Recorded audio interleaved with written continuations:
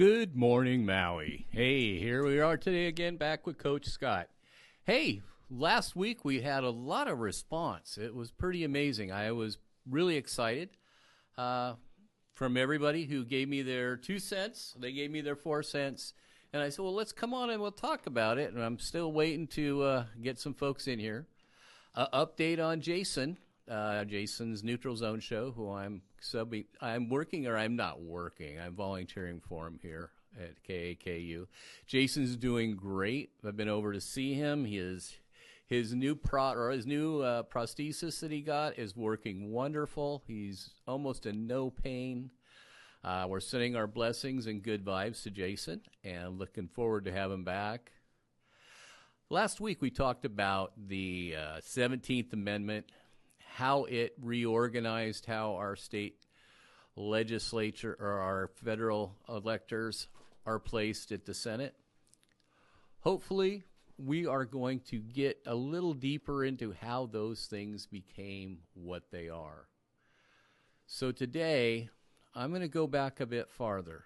Are we on the doorstep of a civil war, or are we on the doorstep of a revolution?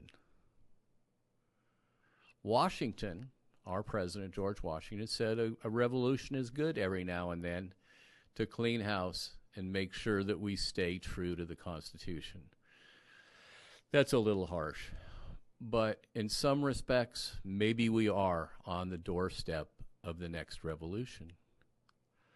What was going on prior to our Constitution and our revolution from the Crown? Let's talk. It wasn't just a bunch of guys got together. Hey, you guys all remember that picture that was on darn near every classroom wall of our signers of the Declaration of Independence standing around in an office or a schoolhouse, and they're all getting ready to sign their names to the Declaration of Independence? I'm sure you all saw that. It was almost every classroom in America for generations. A lot went into the Declaration of Independence. It wasn't just something they sat down and scratched out. It was something they completely hashed over, argued over, and had dear concerns over when they created it. The fundamental premise of our Constitution was the government has not given you one thing. The government in the Declaration of Independence is just reaffirming all of your natural given rights that you have. People today say, well, the Constitution guarantees me. I said, no, the Constitution reaffirms your rights that happened millennia ago, your rights as a human being. Those preceded the affirmation that we have by our government that we created to create a better and stronger place. Oh, am I getting my adjustment on my mic here? There we go. I got my adjustment on my mic. Hey, I can hear myself better now. Hopefully you took all that in. We were just going over how our Constitution became the Constitution. There was a lot of debate. There was a lot of questions.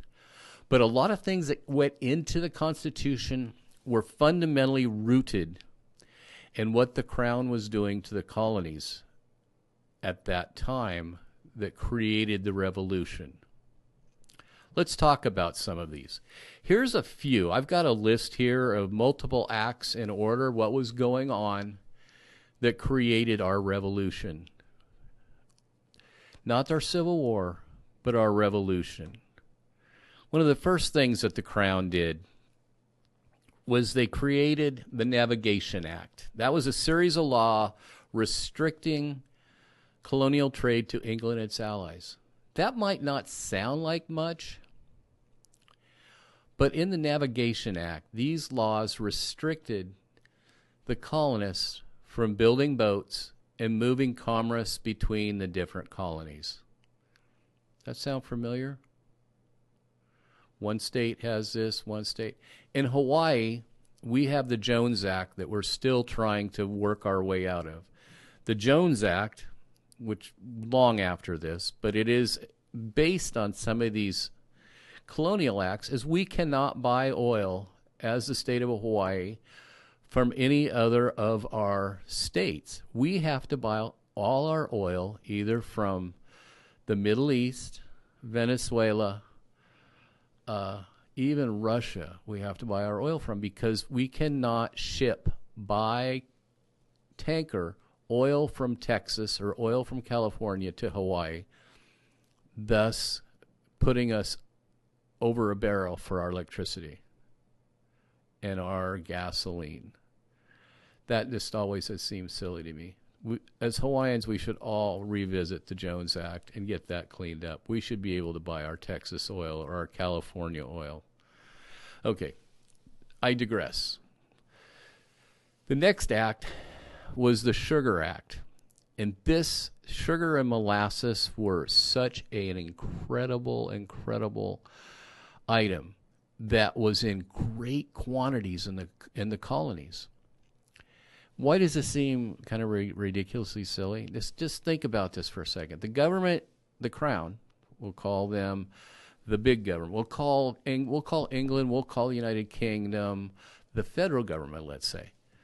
Now, here we got the federal government saying that if you harvest molasses and sugar, that has to be put on a English ship, sent to the United Kingdom, then processed, and then sent back to the colonies. Think about that. They grew sugar, tobacco. They had many wonderful products in the colonies.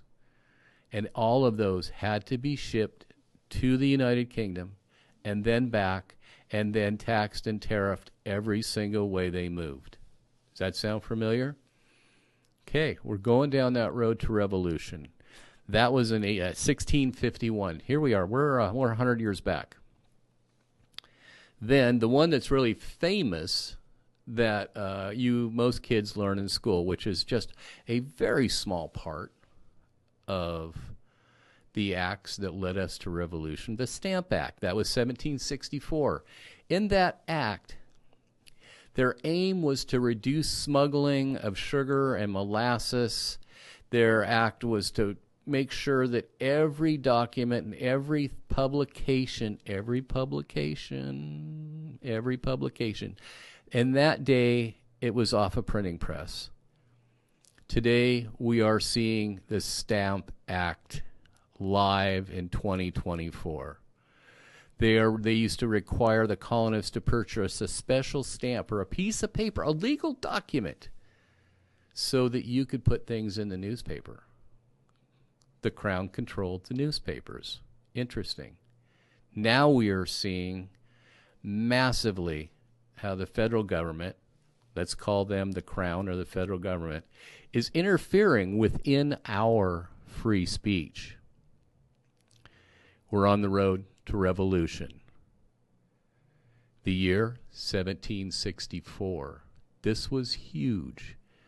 1765, that stamp, which needed to go on all goods moving between the colonies and between the Crown, all needed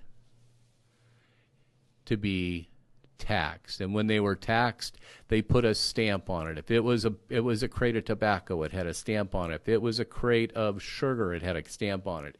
If it was a bushel of wheat, it had to have a stamp on it. The Crown is slowly finding out that they can get money and they can grow their government, they can grow their power. One thing a government has never done in the history of the world is grown smaller. Government feeds upon itself. It's called agency. Well, Scott, what's that have to do with today? How many agencies has our federal government adopted? We have an agency that oversees how farmers farm. Their initial intent was to make sure that, like after the Dust Bowl or the Oklahoma Dust Bowl and some of the horrible things that happened to farmers back 100 and some years ago, to make sure that they were on stable ground so they could keep farming.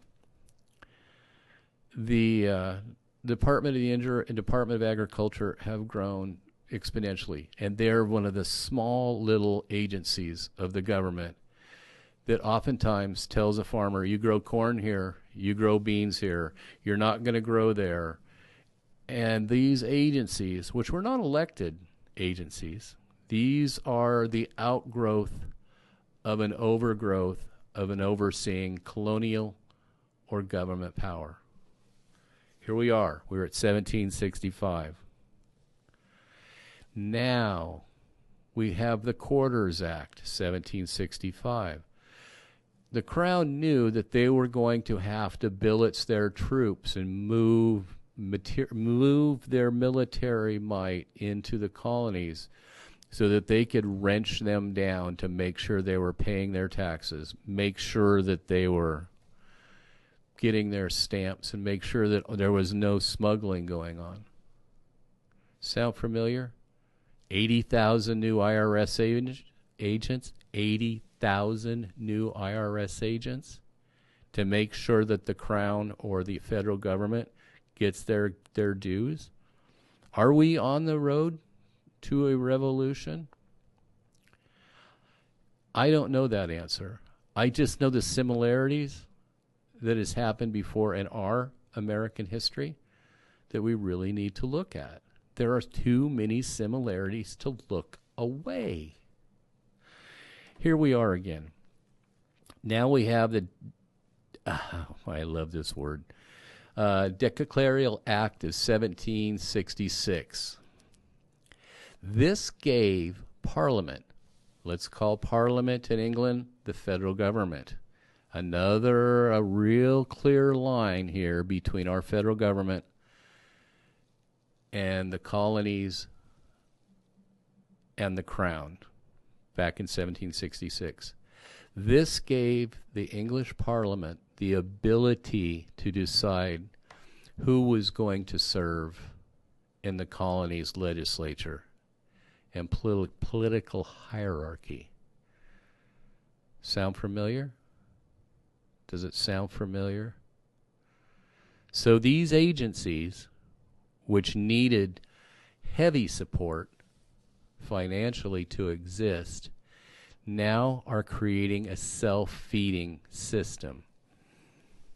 We're on the road to our revolution, 1766. Now, that part of the government, the Crown, I'm calling them the Crown, today it would be the federal government, does the Townshend Act of 1767. Well, okay, Scott, what's that going on today? Okay. It imposed duties on import goods, glass, tea, paint, paper, leading to further unrest. Why would everybody be very upset about this? What do we have today? We have tariffs for imported and exported goods. But you have to look at this act for what it was. Today, if you run a restaurant, and I admire people who have successfully run restaurants, you need to deal with so many agencies. An agency, again, is something that the federal government, with the behest of the state government, has laid on its people. If you have a restaurant, you're going to have food safety, good. You're going to have building. You're going to have permits for your first aid and fire equipment. You are going to have inspections on your refrigeration. This is just a few of the agencies created under the skies. We want to make sure you're safe. Scott, what are you talking about? Why is what do you mean? Yeah, restaurants have a lot to do. How much time, energy, and how many coins, how many dollars does that take to take care of just that piece of business that is so far away from making food and selling it? We have a direct view every day of the agencies that control restaurants and their failure to make it a positive and strong environment to survive. Where do we see that? Every food truck we see across America. They're young, powerful motivated people who want to be in business. But they realize if we do it in a food truck, we might have to deal with 4 agencies, not 16. So the people who have a passion for cooking food and giving it to people do that. The agencies. These agencies are no different than the legislative agencies of colonial times set forth by the colony, who powered down on the people to make sure that their agencies could grow. Have we ever seen one agency that's been created by the state of Hawaii or by the federal government that has gotten smaller? Ever in history? Does not happen. They morph. They may change their names. During the big scares of 3 Mile Island and Chernobyl and things like that, some of these agencies, even because they have marketing departments, change their name so that the people wouldn't worry about it. It's a smoke and mirrors game. We have to see through these things. So we're talking about the acts of the king and in the acts of the Parliament in England over the colonies. Draw the parallels. The lines are clear. Are we on the road to revolution? I'm hoping we're on the road to an epiphany of our people, that they can actually see that the agencies that they've created with no legislative bounds are controlling their lives. We are coming closer and closer to slavery every day. Over half of America is burdened today with over 50% of their income going to their debt. 50% going to their debt. That's horrible. How do you live? How do you raise a family? There we go. Those were the same upsetting, angering moments that the colonists had in 1776, 1765, all the way from when I started this morning in 1651. The colonists were more overlorded, more impinged upon, more difficult. If you're a good farmer and you're growing good crops, that's what you do. And that's awesome. Today, let's just talk about how some of these acts have asserted themselves into our body. At the time, these acts were slowly being pinged upon companies. Timber. Do you realize if you cut down some timber on your property, let's say in 1759, and you wanted to make a chair, you would have to ship the lumber to England. It would have to be stamped.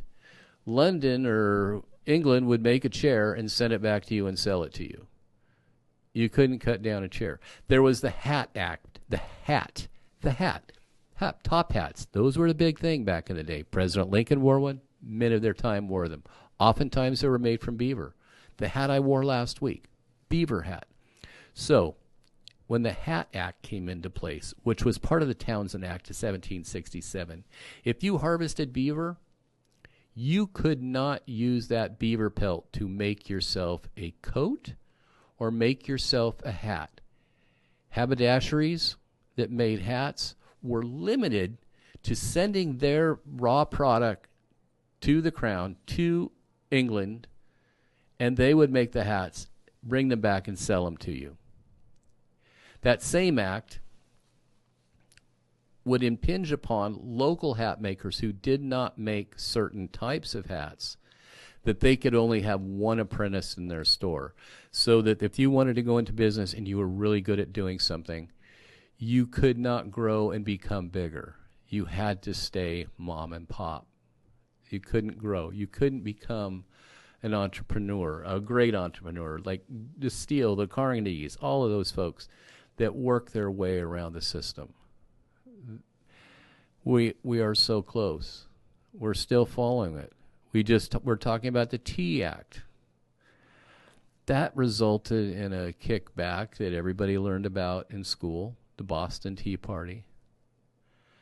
But nobody really looked at what those people were thinking, what they were feeling. I want my coffee in the morning. If I don't get my coffee, I'm not here yet. Oh my goodness. Marjorie Betsui over on the Navajo Reservation in New Mexico, my partner's mom, sent us some Pinon coffee. Oh my Lord. It's got the kick to get you going in the morning. I digress. Let's get back on where we're going. Okay. The Coercive Act of 1774, also known as the Intolerable Act. These were a series of punitive measures that included the Punitive Corrective Act. That gave the Crown the ability to look into your home, to look into your barn, to oversee anything that was going on to make sure that you were behaving properly as the Crown saw fit. Anybody have a correlation on that? Oh, it's blowing up here. You guys are listening. So yeah, these are correlations that led to our revolution. Our agencies, our federal agencies, are overstepping, and they're insufferably out of line with our Constitution. This is not new. This is the same old story over and over again throughout history. Government does not grow smaller. Here we are, the Port Act. This is all part of that 1774 Act. This made sure that when anything happened to the harbors, all the harbors were being billeted by colonial troops, thus cutting off all commerce that was not. See how they're doing it? This is a slow progression. They're tightening in on each of the colonists. They're tightening in. They get a little bit of power. You give them a little bit of power. Nobody usurps it. It just keeps squeezing and squeezing. The Massachusetts Government Act. The Massachusetts Government Act. Let's just take a correlation to the Massachusetts Government Act to COVID. The COVID-19, the Great Experiment. What did the Massachusetts Government Act do? It altered the Massachusetts Charter and restricted town meetings. Again, let me repeat that. Do you draw a correlation that we have seen in our short last few years of life? That the Massachusetts Government Act of 1774, that's 200 and some years ago, they restricted people from gathering. They restricted people from gathering. They changed the charters. The Crown, let's call them the federal government, the Crown steps in and says, no, you're not going to be able to assemble. You're not going to be able to gather. If you gather, you can only have a few people. Wow. If you were living in the northern colonies where they had giant church gatherings and things like that, now all of a sudden, do we have a parallel here? Parallel that you can, anybody that can't see the parallel, what caused our first revolution and doesn't look today around and go, hey, wait. Hey, I've seen this before. I read about this. Sadly, our education system, since it was taken over by the Crown or the federal government, whoa, there's another parallel. All the education systems came from the Crown. So if you did happen to go to a state school or a local school, you were pretty much dictated to on what you would learn. Wow, we just saw that 50 years ago at the Department of the United States Department of Education that oversees all education. Okay, We're on the road to revolution. Schools don't teach much more than the Stamp Act, or they don't teach much more than the Stamp Act anymore in school. You didn't read about what was going on, why the people were getting upset. Did they just get up one morning and say, Paul Revere, ride around and tell us the British are coming and start the fight? No. It was a long, 100-year, slow progression where they kept saying, I need more, I'm going to give you some of this or some of that. In turn, you're going to give me the allegiance that I need so that my government, which is taking on a world of its own, and that was 200 years ago. They saw this with the crown. The colonies did. We have a lot to learn from them. The writings of Thomas Jefferson, the writings of Monroe, the writings of Ellsworth, all prominent figures. They saw it coming. Okay, let's get down. Now we have the Administration Justice Act. This all came in 1774. That meant that if you did something wrong, now that they're spying on you, so to speak, back then it was deemed by the crown to be the power that they gave the troops that were billets to go in and say, hey, your neighbor's doing something wrong. Your neighbor didn't get the shot. Okay, we're going to put them on trial, and we're going to try them in England, and our rules are going to supersede your rules.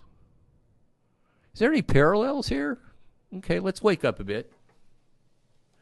Let's go back to COVID. All of a sudden during COVID, everybody was worried and scared. I was concerned. I was more concerned with the agency. All of a sudden, here we gave an agency, legislative, punitive, and coercive power over every home in America without any input from the state, local, federal government. We gave an agency a huge jump in the Justice Act and gave them godlike control to take control. Say, you didn't give your shot. Do you remember the TV commercials that said rat on your neighbor, basically? Call them in if they didn't get a shot. Call them in if they're outside playing in the sun. Call them in if they're out surfing. There is a huge correlation on the steps that led up to our revolution going on.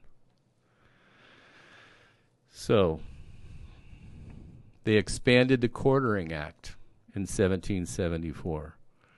That allowed the federal government to come seize property. This is the Crown in 1774. Today we've given those same powers to the federal government. We saw it over on Big Island when they were trying to add more telescopes. The federal government just came in and said, it will be built. Thank God the people of Hawaii said, hey, wait, this is our island. That is the perfect example of what I'm talking about. We have given quarter to the federal agencies to legislate over us and tell us what to do with the state of Hawaii and Hawaiian grounds. This is no different than the Quartering Act of 1774, which expanded the ability for the federal government to just to walk in and do what they want. Wake up. We're only on step 8, and we've already hit that. Okay. The Quebec Act of 1774 expanded the boundaries of Quebec and granted religious freedom to Catholics, which angered the Protestant colonies. Whoa. What does that have to do with the price of beans, Scott? What does it matter what they do in Quebec? I'll tell you what that did. While they start the crown, while England and the king are slowly tightening the grip around the colonies from their freedoms and their liberties to do business and make a living for themselves and having the free life that they escaped from in tyranny in England. is that tyranny was slipping away. And the Crown knew it. They reported back. They knew that things were getting tentative. The Quebec Act. This is government 101 for losing our democracy, losing our freedoms, and losing our liberties. Well, Scott, what the hell does granting religious freedom to Catholics do in Quebec?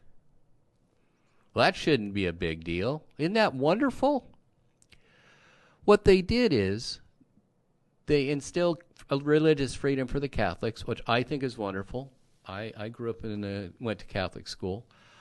But what it did is it pitted the Catholics against the Protestants up in the Canadian region, all the way down through the colonies. Now, all of a sudden, they're pitting each against each other. Have you ever heard of that? They're pitting each against each other. Back then, they didn't have social media. They didn't own all the television stations. They didn't own all the newspapers, although the newspapers were controlled by the Crown, for those who could read. But the Quebec Act wasn't what they did that for, was to take the attention off of what the federal government or the Crown or England was doing back in the 1700s. It is more than obvious that the Republicans and the Democrats are being played against each other. If that's happening, it's not done randomly. It's done on purpose so that you don't pay attention to the real issues. The expansion of the ATF, the expansion of the Food and Drug Administration, the expansion of every single agency in the federal government, because they play each other off of each other.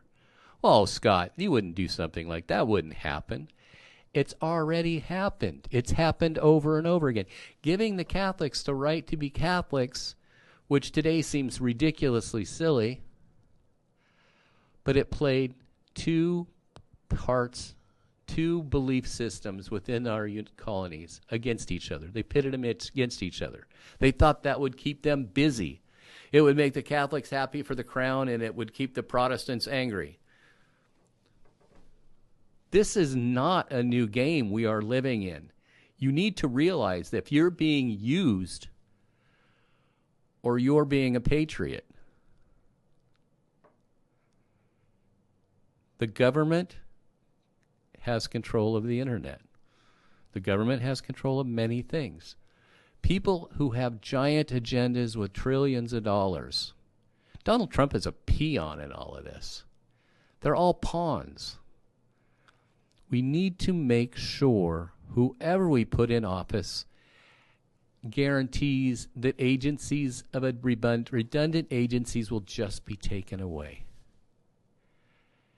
Ross Perot. If anybody remembers Ross Perot running for president a few decades ago, Ross Perot ran on the premise that you could have everyone's income taxes on a postcard. It's one of the largest agencies in the United States, is collecting taxes. And it grows upon itself. It gets bigger every year. Why can't we all just pay one tax and move down the road? The federal government wasn't designed, or in the Constitution, it was feared. In the writings of Jefferson, Monroe, and Ellsworth, they wrote that this could happen. We need to be vigilant. Last week I talked about the 17th Amendment. At that time, it seemed like a good idea for the electorate of each state to elect their senators. In today's world, Senate races, if you won your Senate race, chances are that 80% of all money for your next Senate race will not come from the people of who you are representing. Let me say that again. Very few dollars for state, national, for the upper house, the state house. Those dollars in Washington, D.C. that get your senators reelected, our senators reelected, do not come from Hawaii. Follow the money. It's almost impossible. When I was working on the outline for today, and I talked to quite a few people, my friends on island who I went to college with that We study political science, business, economics. And I talked about this with them, and they were just going like, yeah, the similarities are absolutely there. But what do? Do we revisit the 17th Amendment and say, no, we need to go back so that our senators are actually elected from our states? Well, sure, they're elected from our states. We're the only ones that can vote for them. But to put on an expensive campaign for senator now, it could be 80, 90, $100 million. Little state like Hawaii, whose resources were destroyed when they quit giving us sugar cane and pineapple subsidies to keep our farmers alive. The government hands it to you and you take it away. The greatest loss, I believe, is when Baldwin closed and when Pioneer closed. I was thinking of that the other day. I went up to Honolulu, got in the water. It's one of my favorite places to snorkel. Took some friends. And on the way back, driving through Hanakauai and go over through, I said, I remember when I was a kid, and this was from Doc Fleming's house on, it was all pineapple. And the smell when you, well, didn't have air conditioning back then. The windows were open. You could smell pineapple all the way to Lahaina. And then there'd be that fresh smell, that sweet smell from Pioneer Mill. And then you go through the cane fields all the way to the Poly. You get back on the valley, and the cane would be all over the place. And then you drove out to,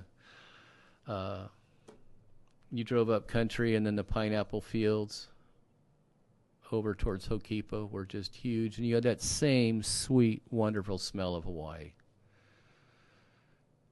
What happened? The government giveth and the government taketh away. The government could have given subsidies to Pioneer. They could have kept giving subsidies to Baldwin to maintain our sugar, to upgrade our plants, to make them competitive. But they gave the best paying jobs on island away to Brazil.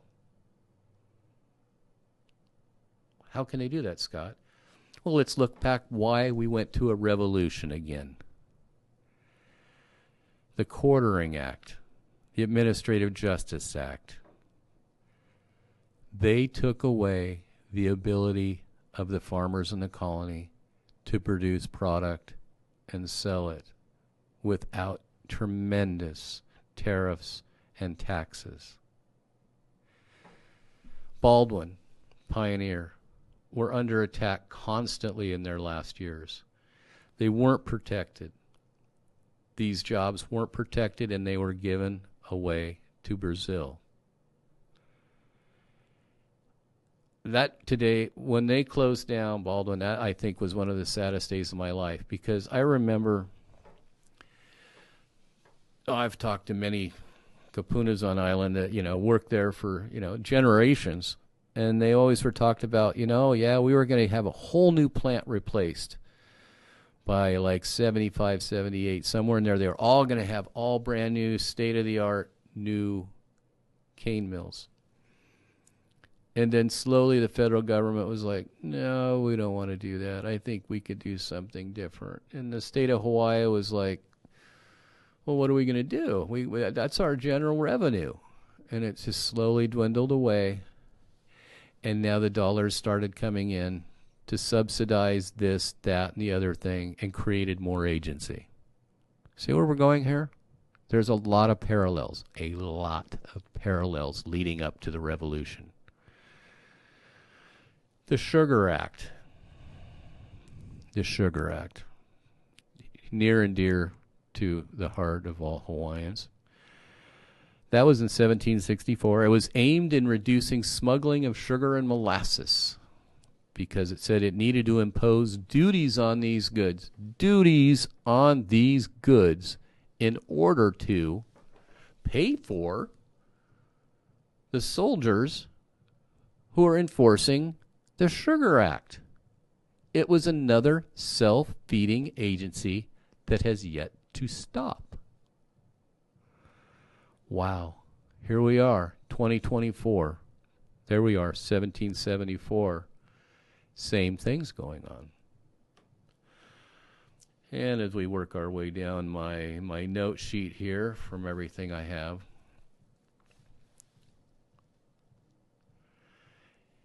and let's get a little bit farther into the details here. So what did Thomas Jefferson, when he responded to these acts? Hang on, folks. I got to hang up a call here. I thought I had it on mute.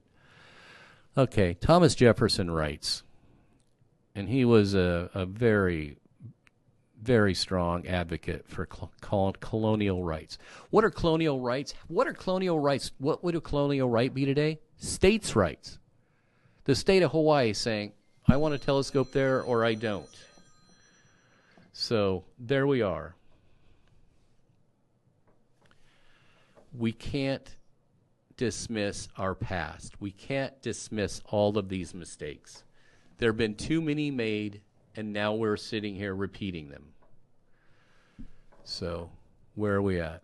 Thomas Jefferson, he wrote his writings and ideas, his summary of views of British Americans 1774, arguing for the natural rights of individuals, inherited justice outside of the British rule. When they wrote the Constitution, it wasn't telling you that the federal government and the Continental Congress were giving you a damn thing. They were reaffirming everything that you already had. But people who left England, left Spain, left France, searching for the world where they could make their own lives. They could practice their own religions. They could live their lives without anybody nosying into anybody's business. No government, no agency. That's what they escaped from. 2 generations away from that, they're trying to establish themselves and say, yeah, we don't want you in our bedroom. We don't want you in our crops. Sound familiar? People here in Hawaii, then since I was a kid, they're always growing their own weed. If that's your business, that's your land, you do with it what you want. But no, there are agencies now that say you can't grow weed. There's agencies now that say you can't grow certain kinds of potatoes. They have their justification. But if these are your family lands and you've been growing things on it for generations, here we are. Wow. Now we've been hit upside the head with a bat. The people of Maui have been hit upside with a bat like no other place in the United States in recent history. We need to wake up. After the Lahaina fire, we were still grieving, we were still emotional, and the federal government came and said, we are here to help, arms wide open. Their help is greatly appreciated.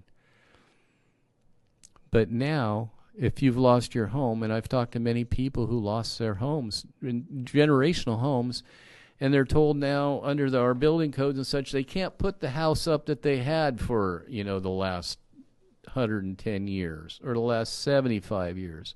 You're going to be able to build a 2-bedroom home where you once had a 6-bedroom home with 3 bathrooms and you had your entire extended family living there. Now they're saying you can only have 1 toilet, 1 shower. That's it. Are we on the road to revolution? Are we a test? Are we a test? Is Maui a test tube? And the federal government, just like the Crown did, tightened the latches on us and said, no, you can't build what you had. You have to do it this way. I understand safety regulations. I understand building a house to code. But what about what the people want? The people of Lahaina, the people up country. They should get what they want. That was their property. That was reaffirmed in our constitutions. Are we on the road that we were on to revolution in the 1780s, 1770s? I think so. Jefferson writes, he encourages colonial unity in the face of British oppression. Today, there's a giant call for unity for Moana here on Maui, for unity. What happened when Jefferson, Monroe, Ellsworth, the large, prolific writers of the time, called for unity of the colonies? Yeah, that Quebec Act. Play them against each other. Keep them busy. Keep them fighting amongst themselves. Wow, have we heard this before? Now they use misinformation, half information, in order to play the people against each other. This is not a new story.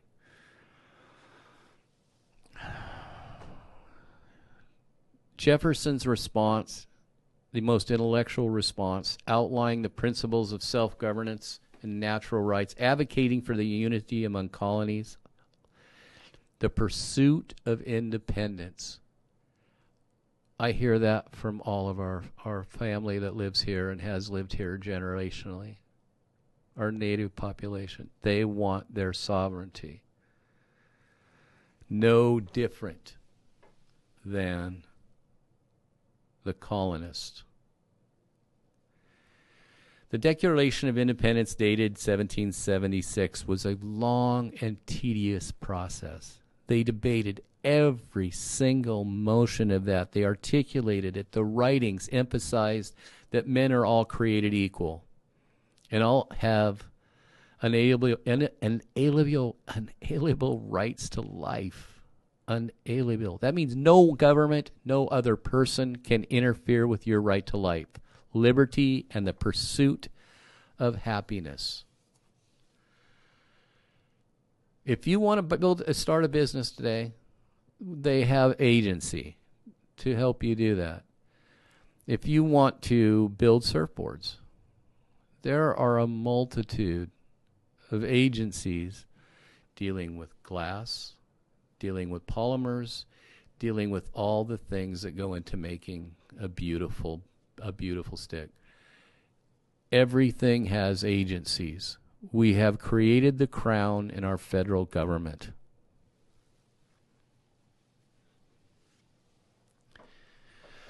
Government, the Jeffersonian view of government.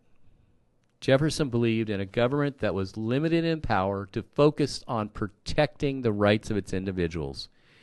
He was wary of both centralized authority and mob rule. Centralized authority and mob rule. We are seeing mob rule today being glorified. When they burnt our cities, when they tore down statues, when they tear down a statue, that statue is about a particular time. It's a time stamp. Wow, this person led us out of slavery. This person believed differently, but yet they got along. If you read Surviving Mao's China, you will understand greatly the discourse that we are under. Religious freedom, Jefferson writes. Jefferson was a strong proponent of keeping religious freedom. His Virginia Statute for Religious Freedom in 1786 laid the groundwork for the separation of church and state, arguing that individuals should be free to practice their religion without interference from government. This principle was later reflected in the First Amendment of the Constitution. They took that right during COVID. They said, you can't go to church. You can't gather. How did an agency usurp and block our constitutional rights to gather? How did we give non-elected people that right? It is a frightening, frightening thought. There's a lot of things here. Foreign policy and the expansion. As the President of the United States, 1809, Jefferson's foreign policy was marked by the Louisiana Purchase. In 1803, he doubled the size of the United States. He was viewed as an expansion essential for growth in a nation, for creating a more algorithmic society, a society that was well-rounded. We have room for crops. We have room for all of our internal assets. We have ways to take care of taking care of ourselves. And that should be, and always should only be, the goal of any government, is to make sure that you have the ability to take care of itself. They talk about the creation of a nanny state. Let's go back to the not the Jones Act, we'll go back to that declaration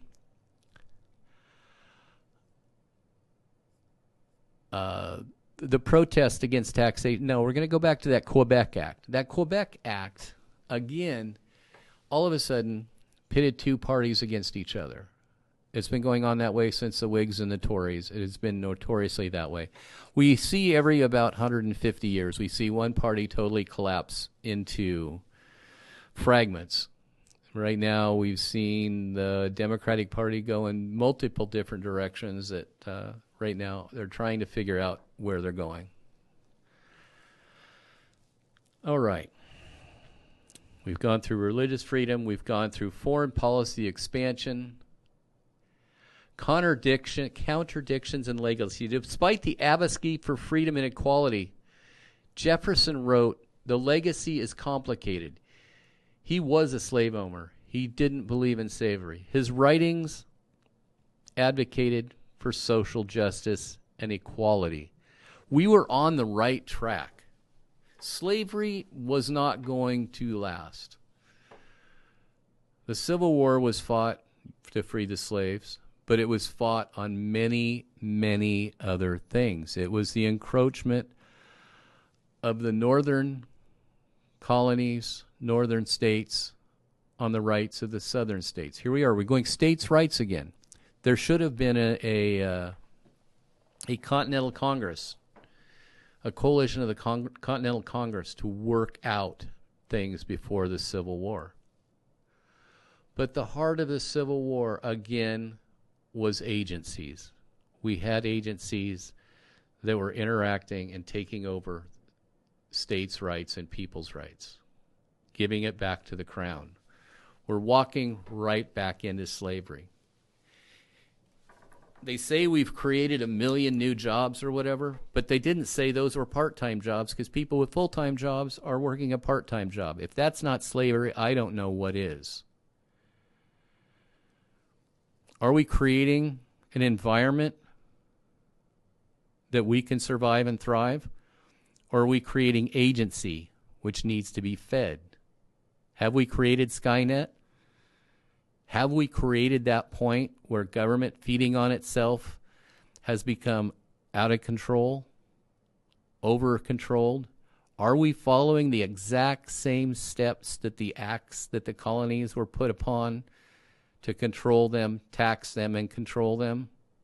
It's very familiar.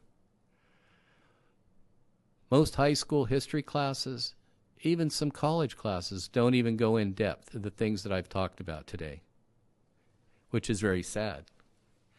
If you look at the steps, I could take each one of these steps and read to you from Monroe, Ellsworth, Jefferson. They saw it. They saw what we wanted and what people felt empowered to live their lives by, and we saw it slipping away. When they had the arguments over each plank of the Constitution, they knew the pitfalls. It could go horribly one way. It could go horribly other. The writings in 1913 that I talked about last week over the changing of state legislatures to elected senators that goes to Washington, D.C. to do the state's work, that did not empower the electorate of the individual state. It took the power of being elected as senator in Washington, D.C. to the money. If we could just say, if you're going to run for the Senate, all your money has to come from the people who are electing you. Not from Big Pharma, not from tobacco, not from China, not from a tariff that needs to be adjusted so another country can make billions of dollars. That needs to come from us. We need to say, we want this person elected. We want that person elected. If they don't do their job and they get trillions and millions of dollars to get reelected, they can spend whatever they've done, and you'll think they've done an amazing thing. The power of money, the power of the media. This is why this station is so important. It lets people reach out, like myself, like Jason Swartz, and give the people a different viewpoint. And here we are today. It is 6 minutes. The legacy of independence, Monroe writes, is tentative. It is tentative at best.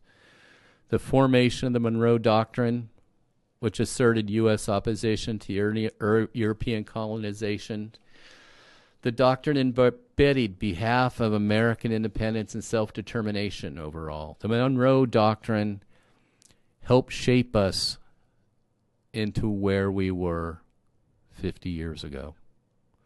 So political life is not easy. I totally admire it. I was in the arena for 4 years, 6 years. Party politics, party leadership. I've been involved. It's dirty, it's messy, but that's what our system is. It's slow, it's lumbersome, but we need to realize that we have given generationally now agencies way too much power. Way too much. We've given up on everything in order to somehow give us more liberty, more freedom, and more security. And all we've gotten is higher taxes, higher gas prices, higher food prices, more regulations. We have been hit, Maui, we have been hit in the head by agencies telling us what to do, how to do it, how to build your home, what to use, what color you're going to paint your house. We need to wake up. It's time to wake up. I realize that many of those agencies have a necessity. Sometimes they're overlapping. Do we ever do an audit? They say, oh, we always have federal audits. They audit themselves. Really, let's get down to it. We have just a few minutes left here. We are KAKU Maui. And I am wrapping it up. I'm going to hit the correct buttons. And we are just about on our way.